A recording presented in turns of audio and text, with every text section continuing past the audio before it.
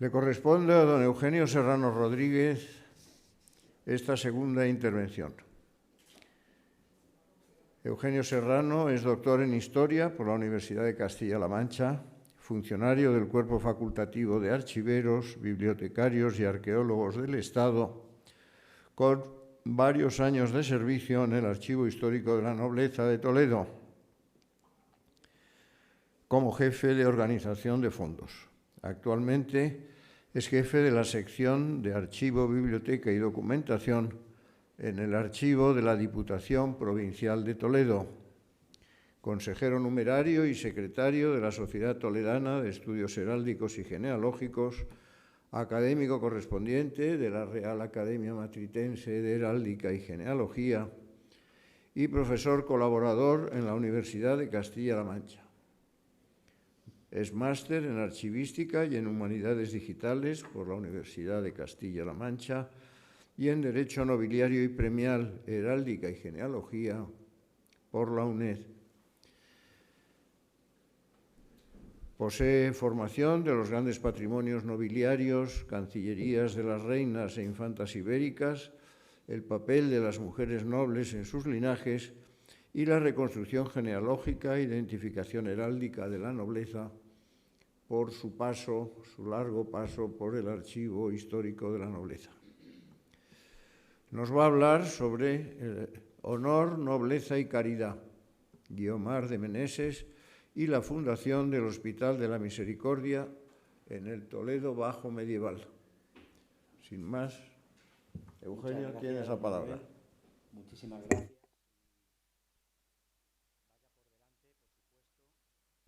Ahí está. Vaya por delante, por supuesto, mi agradecimiento a la Real Asociación de Hidalgos de España y al Instituto Internacional de Genealogía y Heráldica, así como a otros colaboradores que han hecho posible la organización de este sexto Congreso sobre la nobleza, que una vez más nos reúne a especialistas e interesados acerca de las investigaciones vinculadas a la nobleza y bueno, pues todas sus obras, intervenciones que a lo largo de la historia han tenido lugar.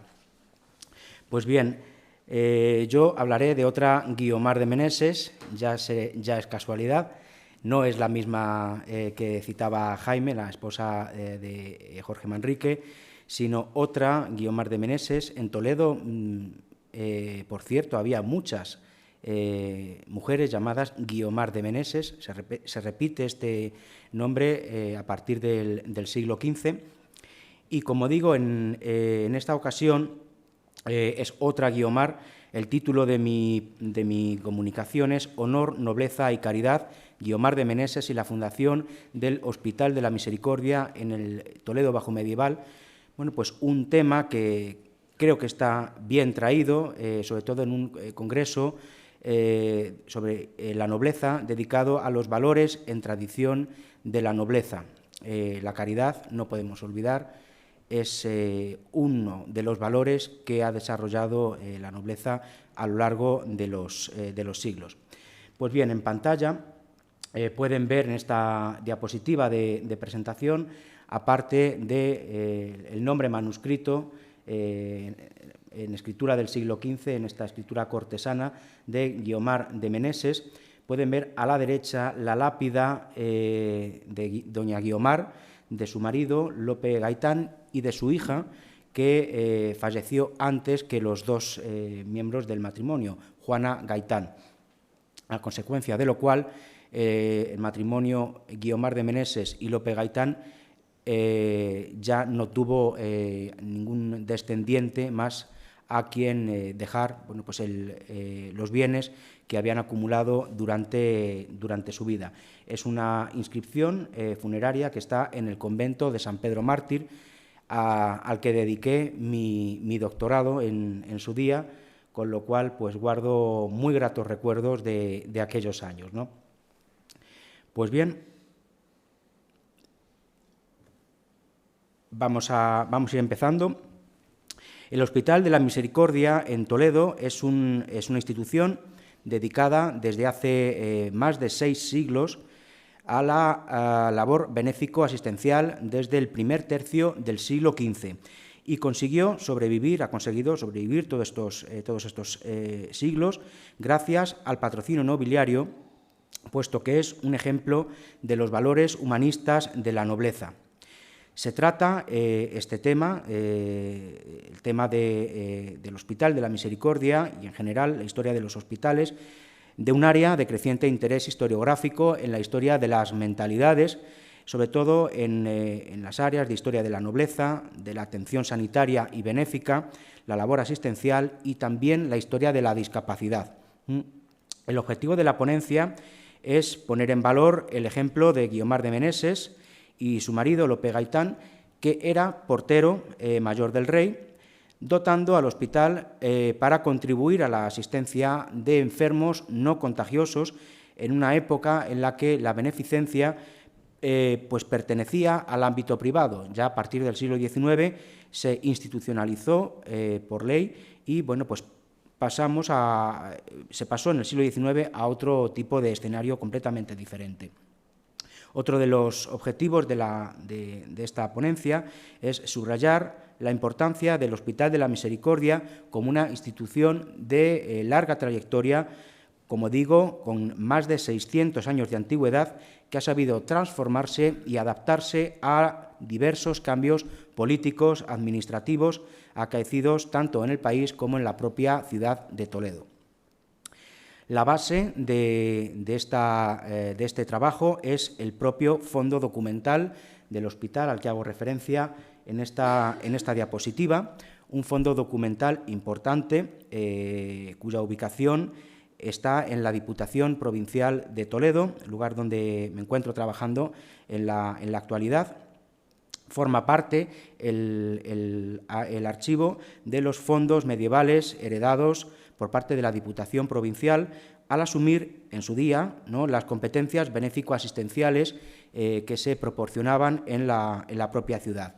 Al asumir esas competencias de muchos pequeños hospitales, casas de acogida, de maternidad, pues junto con las competencias y las funciones también les llegaron los archivos históricos que bueno, pues, han sido custodiados durante la trayectoria de la propia Diputación hasta la actualidad, que están siendo descritos, digitalizados y puestos al servicio de la investigación. Este archivo en concreto, el archivo del Hospital de la Misericordia, tiene unas fechas extremas comprendidas entre 1301, fecha de la escritura más antigua que conserva, y 2012, fíjense, 2012, una fecha muy reciente. A ella corresponden los últimos expedientes instruidos bajo la Administración provincial, puesto que el hospital hoy en día depende de la Junta de Comunidades de Castilla-La Mancha. Con lo cual ya es un fondo, podemos decir que es un fondo cerrado el que tenemos. En cuanto al volumen, pues son 328 libros, 33 cajas y 48 piezas de pergamino, conservadas en perfecto estado de conservación y con un gran interés. De hecho, el interés del fondo consiste en que refleja no solo pues este interés por la caridad y el patrocinio de las familias con una cierta posición económica de Toledo, sino también es una muestra de la red asistencial que se fue desarrollando en la ciudad desde la época medieval, con multitud de hospitales, como vamos a ver a continuación. Como he señalado, existen varios trabajos en desarrollo. De hecho, actualmente se está renovando la descripción archivística de este fondo, también su digitalización para la difusión a través de la web institucional de la Diputación Provincial de Toledo. Pues bien, vamos a pasar a ver cuáles eran las fundaciones benéfico-asistenciales que existían en Toledo. Dentro de estos primeros pasos del Hospital de la Misericordia, por poner un poco en contexto, señalaremos que desde época temprana, siglo XII, se tiene constancia de numerosas fundaciones para la atención a los más desfavorecidos, el cuidado de los enfermos y también la asistencia sanitaria. Algunas de estas fundaciones sucumbieron al paso del tiempo, algo muy normal, y también a las desamortizaciones del siglo XIX, como el Hospital de Santiago de los Caballeros, fundado por Alfonso VIII de Castilla en 1175, que fue reemplazado en el mismo solar por el Asilo de los Pobres de San Sebastián, fundado en 1835. Otras fundaciones de hospitales pasaron a depender de administraciones contemporáneas a resultas de los cambios administrativos acaecidos en nuestro país a partir de 1834, como el Hospital de la Visitación, fundado en 1483, Hospital del Nuncio o de la Visitación, el Hospital de Santa Cruz de Niños Expósitos en 1495, fundación del Cardenal Mendoza, y el Hospital del Refugio en 1535, todas ellas integradas en el siglo XIX en las juntas municipales y provinciales de beneficencia que se pusieron en marcha en 1846 y luego tomadas sus competencias por la Diputación Provincial como establecimientos reunidos de beneficencia a partir de 1868. Vemos a continuación algunos hitos en la trayectoria del hospital. Desde su probable fundación en 1429, alrededor de este año, del Hospital de la Misericordia, digo alrededor de este año corresponden las noticias más antiguas de las que se tiene constancia. Estuvo regido desde el primer momento por una hermandad de laicos dedicada al cuidado de enfermos. En 1455, la viuda Guiomar de Meneses donó sus casas particulares para servir como sede del Hospital de la Misericordia, que estaba instalado por aquella época, 1455, junto a la Puerta del Reloj de la Catedral de Toledo. Así, pues, en su testamento de 1459, doña Guiomar incrementó las donaciones de inmuebles y otros bienes, rentas, a favor del hospital. El siguiente hito importante tuvo lugar en 1618, cuando el Hospital de la Misericordia cedió a la Orden de los Jesuitas las propias casas de doña Guiomar a cambio de unas viviendas que habían pertenecido al conde de Arcos, situadas frente al propio hospital, actualmente muy cerca de la Plaza de las Tendillas en Toledo. A partir de 1910, y a causa del mal estado de las instalaciones, la Diputación Provincial empezó a buscar un nuevo emplazamiento al hospital y construyó un edificio nuevo fuera de la muralla y del entorno histórico de Toledo, al otro lado del río, que fue inaugurado en 1933 y finalmente, en 2013, 1 de enero de 2013, la Diputación Provincial cedió el hospital a la Junta de Comunidades de Castilla-La Mancha, que tiene las competencias de sanidad en la región castellano-manchega. Vamos a ver a continuación cómo es tratado este hospital, sobre todo las noticias acerca de su fundación, en la historiografía toledana. Destacamos en primer lugar a Pedro de Alcocer y su obra Historia o descripción de la Imperial Ciudad de Toledo, de 1554, en la que señala que se trató del tercer hospital de la ciudad y situó su fundación, Pedro de Alcocer, en 1445, confundiendo esta fecha con la cesión de las casas por parte de doña Guiomar de Meneses en 1455. Pues un error de fecha que lamentablemente se fue arrastrando con el paso del tiempo, algo muy típico por otra parte, y este error pues, fue heredado por otros historiadores toledanos de siglos posteriores. Uno de ellos fue Francisco de Pisa, que en su obra Apuntamientos para la segunda parte de la descripción de la Imperial Ciudad de Toledo, que quedó inédita en 1612, recogió las referencias al hospital que había proporcionado Pedro de Alcocer, situando su fundación también en 1445. Posteriormente, ya en los siglos XIX y XX, Antonio Martín Gamero, en Historia de la Ciudad de Toledo, de 1862, y también Alfonso López Fando, en Los antiguos hospitales de Toledo, una obra de 1918, repitieron estas mismas pautas cronológicas. También es cierto que la puesta al servicio de la investigación del archivo del hospital no tuvo lugar hasta algunas décadas después, con lo cual pues es relativamente normal que no se pudiera corregir el error en todo este tiempo. Bien, vamos a hablar ahora de las primeras sedes del Hospital de la Misericordia, puesto que tuvo en estas décadas, entre 1429 y 1455, tuvo dos sedes. La primera de ellas estaba en la llamada Plaza de los Postes, actual Plaza de los Postes, en el distrito de San Juan de la Leche, luego parroquia de San Juan Bautista de Toledo. Posteriormente, sin que sepamos la fecha, se trasladó a un local alquilado a los frailes trinitarios en la Colación de San Pedro, junto a la llamada Puerta de las Ollas, hoy Puerta del Reloj, en la catedral, cerca de la catedral de Toledo, en un antiguo emplazamiento que había utilizado a su vez otro pequeño hospitalito, el Hospital del Rey.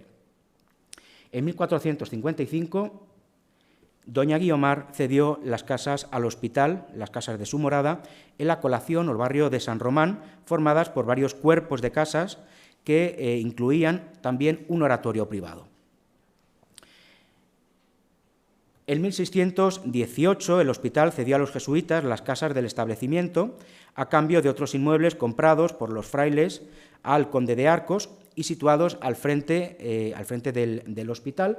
Como ven en pantalla se conserva esta fachada, aunque la foto es de finales del 19, se conserva la fachada. Hoy en día es la Facultad de Humanidades de Toledo.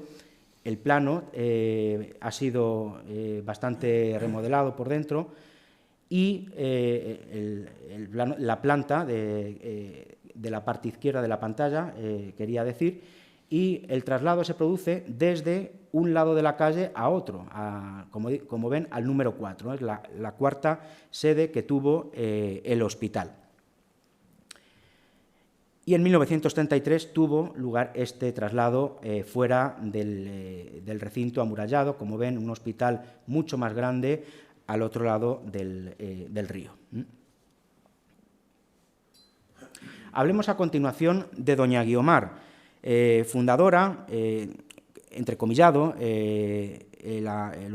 fundadora, ¿no?, oficial, se la conoce como fundadora oficial, más bien patrocinadora, diría yo, del Hospital de la Misericordia. Si bien es cierto que, bueno, gracias a ella el hospital dio pues un salto cualitativo importantísimo que permitió su supervivencia durante más de 6 siglos. Pues bien, la historiografía ha dado a doña Guiomar el papel de fundadora, como señalo, debido a la cesión de sus casas y bienes al hospital, pero su antigüedad era mayor. Sin embargo, esta donación, pues, como señalo, fue un espaldarazo definitivo para asegurar la continuidad de la propia institución. Descendía doña Guiomar de la familia Meneses, importantísima familia del Toledo bajomedieval, y pertenecía a la nobleza local toledana. Su matrimonio con Lope Gaitán, portero mayor del rey, un cargo heredado de sus antepasados, y también propietario del señorío de Gálvez, pues reforzó los vínculos de parentesco establecidos entre estas dos familias y favoreció también el patrimonio común. Don Lope Gaitán poseía el señorío de Gálvez desde finales del siglo XIV, la familia lo poseía, él lo había heredado y, bueno, pues decidió venderlo en 1443, dedicando todos esos beneficios que extrajo de la venta para adquirir otros inmuebles en el término de Toledo. Fundó también don Lope Gaitán una comunidad de beatas que evolucionó hacia la configuración del actual convento de Agustinas en Toledo, también llamadas Gaitanas, precisamente por estar vinculadas con Lope Gaitán, ¿no? En cuanto al primer conjunto patrimonial que tuvo el hospital, es necesario señalar que es un aspecto muy bien documentado gracias a la conservación de inventarios en papel y en pergamino desde mediados del siglo XV, que recogen todas las propiedades más antiguas. Consistió este patrimonio en una variadísima tipología de bienes, tanto rústicos como urbanos, entre los que destacan casas, mesones, hornos y tiendas en Toledo, además de numerosas fincas en su término jurisdiccional y rentas en varios productos como la sal, en las salinas, en las llamadas salinas de Peralejos. La cesión de estas casas de doña Guiomar se debió de manera muy decidida, muy importante, se debió a la situación familiar que tuvo doña Guiomar hacia el final de su vida, puesto que se encontró viuda y sin hijos, ya que su hija Juana Gaitán, única hija, por otro lado, había muerto años antes y bueno, pues se encontró con una necesidad de dotar a este establecimiento del Hospital de la Misericordia de unos locales bastante más grandes que los que tenía en aquella época, bueno, pues desarrollando una obra de caridad acorde con los valores humanistas de la nobleza de la época y de la sociedad de la época. La donación se formalizó en la sala capitular de la catedral en presencia del deán y de 13 de los 52 hermanos del hospital. En vida de doña Guiomar, el establecimiento hospitalario pues, se trasladó a sus casas, si bien ella se reservó el oratorio y un cuerpo menor de casas para usufructo vitalicio de una sobrina llamada Leonor de Sandoval, a la que, como digo, dejó estas casas en usufructo con la condición de que a su muerte pasaran a depender del propio hospital. Se establecieron algunas condiciones para evitar que el hospital cambiara de local o bien vendiera las casas, que estaban situadas en la Plaza de las Tendillas de Toledo. Sin embargo, estas condiciones no tuvieron eficacia y apenas duraron unos 130-140 años, pues los jesuitas consiguieron que Roma dispensara a los hermanos del hospital, les dispensara de la obligación de mantener el juramento hecho a la donante, con lo cual estos hermanos del hospital intercambiaron con los jesuitas otras viviendas, otros locales, situados justo enfrente, al otro lado de la calle, justo enfrente de las casas de doña Guiomar. Aquí se puede ver en esta parte sombreada, en gris, en esta calle se situaron los locales del Hospital de la Misericordia, esos locales que habían conseguido por parte de los jesuitas, mientras que aquí estaban los primeros locales de las primeras casas que había tenido el hospital, las de Guiomar de Meneses. Se puede ver también en el croquis que he incluido en la parte derecha de la pantalla. Vamos a ver a continuación algunos detalles del testamento y de la dotación al hospital. El testamento de doña Guiomar data de 1459. A finales de diciembre, doña Guiomar otorgó su testamento con la disposición de varios legados, tanto en metálico a favor de varias obras de caridad de la catedral y varios conventos toledanos, especialmente San Pedro Mártir, que recibió algunas dehesas, como la dehesa de la Torre de Fernán Gudiel, un mesón en Toledo, el de Majazala, situados también algunas de estas propiedades en el término de la ciudad. Otras mandas testamentarias con bienes, inmuebles y mucho ganado ovino estuvieron dirigidas a la comunidad de beatas fundada por su marido y también a varios familiares como Marina de Sandoval y sus sobrinos Gonzalo Gaitán y Leonor Sandoval, incluyendo en su testamento bienes a favor de criados y sacerdotes toledanos.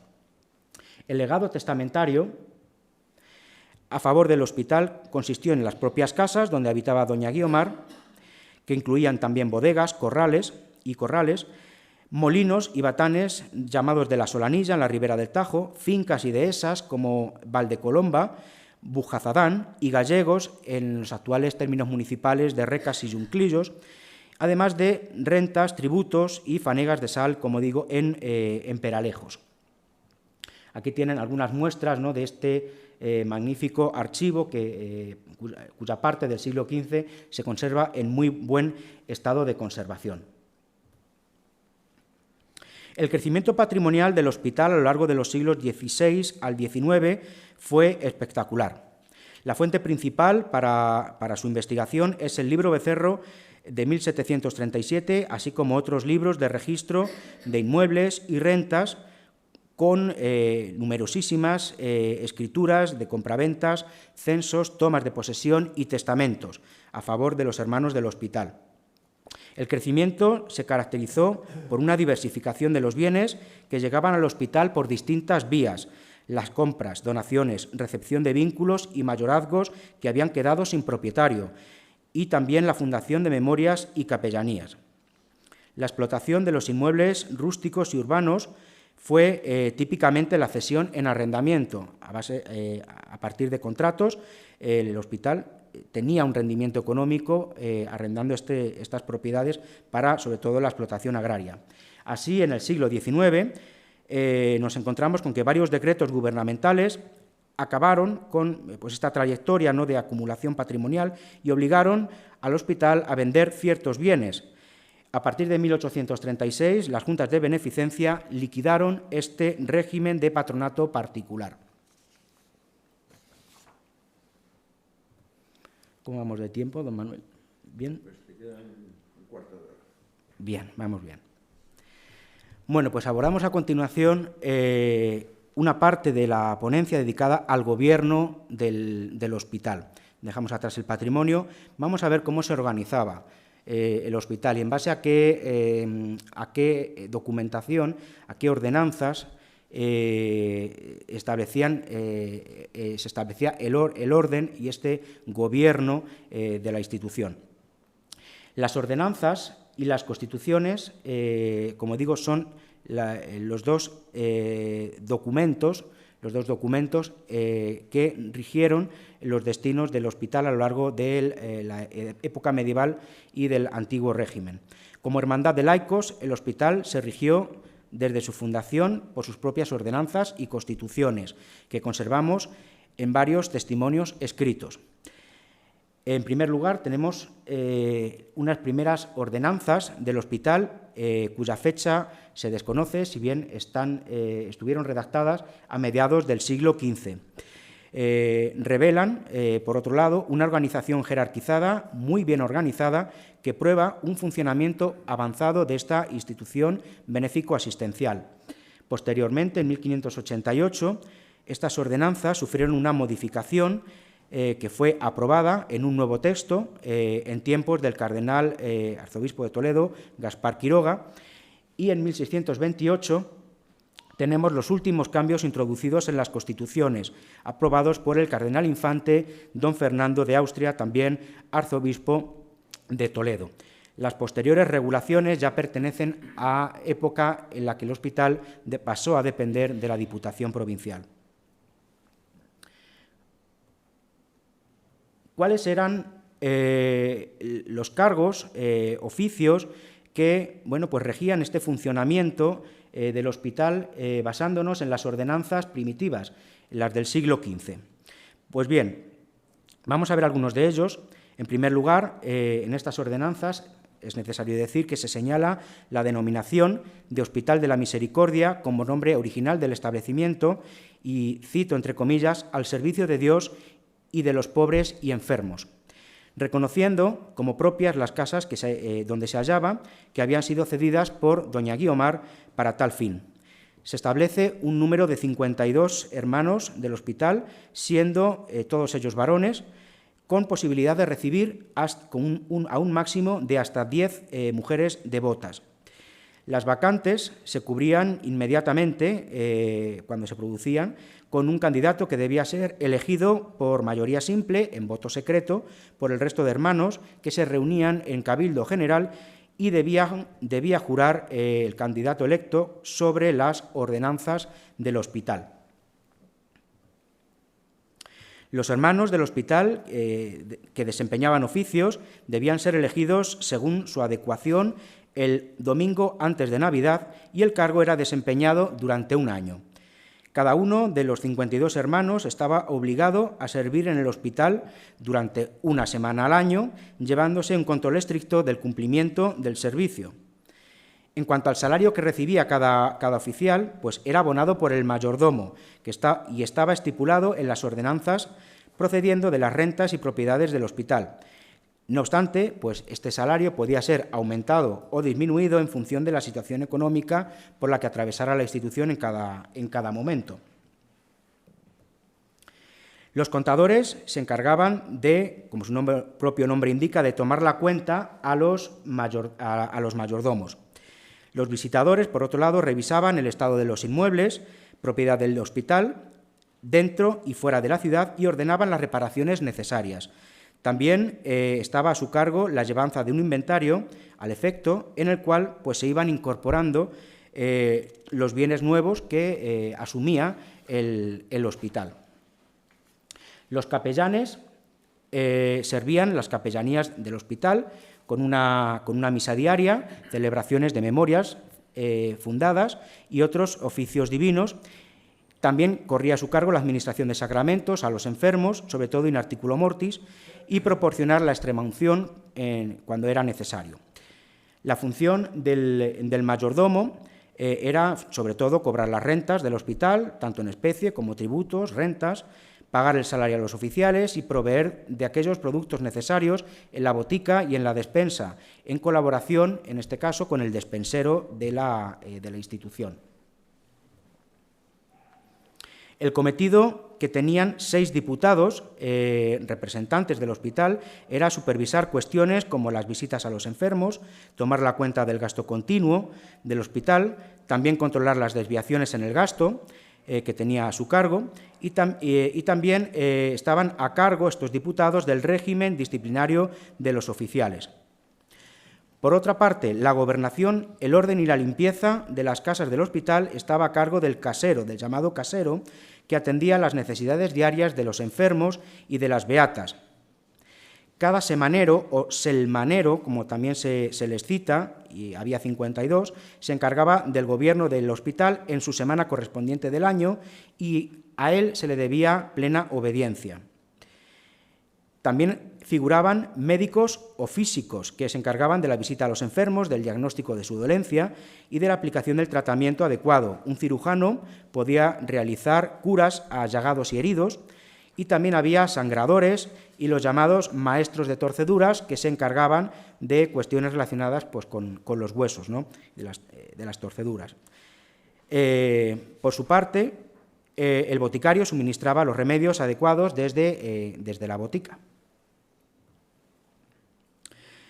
Por último, los enfermeros se encargaban de la atención diaria de los enfermos, de sus lavados, de las comidas, de los cambios de ropas de cama, y en esta época los enfermos estaban separados por sexos, como se señalaba en las propias constituciones. El despensero estaba a cargo de la provisión de alimentos para el hospital en calidad suficiente. Llama la atención la cantidad de carne que se encargaba para el alimento de los enfermos. El oficio de portero consistía en controlar los accesos al hospital por la puerta principal y era también responsable de las llaves, cerrando la puerta principal a las horas establecidas. El procurador se encargaba de la representación del hospital en los pleitos eclesiásticos o civiles que solían mantener por la propiedad de inmuebles y también de herencias. El solicitador estaba a cargo de la llevanza de la documentación del hospital y debía también estar presente en las reuniones del cabildo para solicitar, como su propio nombre indica, a sus miembros los negocios que fuera menester llevar a cabo. En el ámbito espiritual, más propiamente espiritual, es necesario decir que a lo largo de su historia el hospital recibió algunos beneficios espirituales por parte de la Santa Sede. Al igual que otras instituciones benéfico-asistenciales, pues como conventos y monasterios, este hospital recibió la atención, como digo, del papado en forma de beneficios espirituales. El primero de ellos llegó en 1477, cuando Sixto IV concedió la indulgencia plenaria in articulo mortis a aquellos fieles enfermos que hubieran confesado previamente, antes de fallecer. Otra de ellas llegó en 1541, cuando Pablo III otorgó licencia para que los pobres fallecidos en el hospital en situación de entredicho o interdicto excomunión, suspensión u otras censuras canónicas recibieran sepultura eclesiástica. Y la última de ellas corresponde a 1567, concedida por Pío V, pues fue un permiso para que los enfermos pudieran recibir la administración de sacramentos también en tiempo de entredicho, ser enterrados, oír misa y otros oficios divinos sin toque de campanas, una señal tradicional de que la vida religiosa ordinaria había quedado suspendida en una determinada institución. Vamos terminando. Vamos a señalar ahora algunos hitos, ¿no?, de la trayectoria del hospital a lo largo de los siglos XIX y XX. En 1821, y entre 21 y 1822, sobrevino el cambio más importante con la promulgación de la Ley de Beneficencia, que estableció la creación de juntas municipales encargadas de desarrollar esta función y un reglamento al efecto en 1822. ¿Qué supuso esta ley? Pues en la práctica la institucionalización de la labor asistencial, que pasó a estar asumida por la nobleza, que pasó de estar asumida por la nobleza, el clero, cofradías y hermandades a lo largo de toda la Edad Media y el antiguo régimen, a estar asumida por las instituciones, por la administración pública. Se crearon casas de socorro, asilos y casas de maternidad regidas, como digo, por la administración pública. En 1836, la Congregación de Hijas de la Caridad de San Vicente de Paúl se hizo cargo de la regencia del hospital gracias a un contrato suscrito con los hermanos del mismo, por el que se modificó toda la organización interna. Las hermanas estaban sujetas a las constituciones del hospital y también a los acuerdos del cabildo, y desaparecieron algunos cargos históricos como el de mayordomo. En 1847, el hospital fue declarado, junto con otros centros asistenciales, establecimiento de beneficencia municipal, cumpliendo con las reales órdenes de 1846 al efecto, y su dirección y administración pues, quedó bajo la dependencia del alcalde de Toledo, aprobándose un nuevo reglamento. En 1860, la institución pasó a depender de la Diputación Provincial, junto con los demás hospitales de Toledo, en virtud de varias órdenes del gobernador civil de 1859. Se constituyó, gracias a ello, una red de asistencia sanitaria y social de la provincia que perdurará en los siglos XIX y XX, con otro reglamento de régimen interno aprobado en 1890. En 1925, ante los problemas de mantenimiento y deterioro del edificio, que estaba situado en la manzana de la actual Plaza de Padilla, la Diputación comenzó a buscar unos terrenos alternativos para edificar un hospital de nueva construcción en 1910, ya que este se había quedado anticuado. Así, en el año 33, se inauguró este nuevo hospital, situado en un cerro, frente al hospital, al otro lado del río, y junto al castillo emblemático de San Servando, en Toledo. A modo de conclusión, les puedo decir que el Hospital de la Misericordia es todo un ejemplo muy bien documentado de la labor caritativa y benéfico-asistencial de las clases acomodadas en la época medieval. Por otro lado, también es necesario señalar que doña Guiomar de Meneses, cuya familia estaba situada en la élite local de Toledo, canalizó no solo sus propios bienes para la dotación del hospital, sino también las propiedades que había heredado de su familia y de su marido, Lope Gaitán, y gracias a la descripción de estos fondos documentales, estos fondos archivísticos de hospitales que tuvieron una fundación nobiliaria, y también mediante procesos complementarios como la digitalización y la difusión que se está realizando en el archivo de la Diputación Provincial, se pondrá en valor esta documentación histórica que atestigua la pervivencia de los valores humanistas en las familias de la nobleza española. Y esto es todo. Muchas gracias por su atención. ¿Bien de tiempo? Muchas gracias por tu estupenda presentación y conferencia. Si alguien quiere hacer alguna pregunta o algún comentario, tenemos unos minutos. Bueno, ha quedado todo muy claro. Muchas gracias. Muchas gracias otra vez. A usted.